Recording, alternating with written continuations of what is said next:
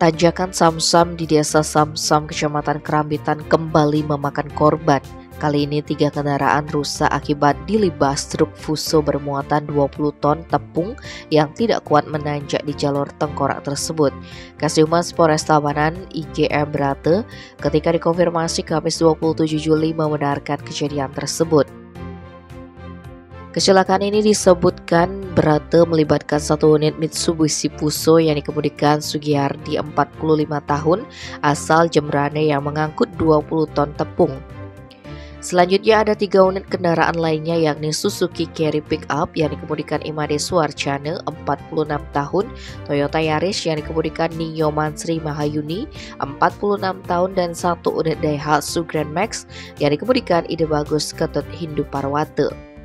Adapun kronologi kejadian dari keterangan saksi di lapangan, dijelaskan Brate sebelum kejadian, truk Fuso yang bermuatan tepung ini datang dari arah Gilimanuk menuju Denpasar.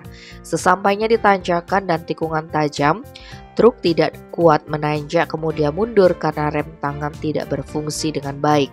Karena terus ngatrek, akhirnya truk menabrak kendaraan yang ada di belakangnya mulai dari Daihatsu Grand Max yang berjarak 200 meter dari truk.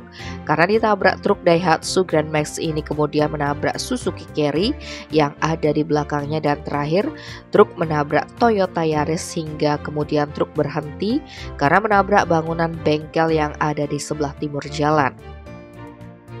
Akibatnya dari kecelakaan tersebut dijelaskan beratus orang mengakibatkan seorang korban, yakni pengemudi Grand Max yang tepat berada di belakang truk Fuso mengalami luka cukup parah.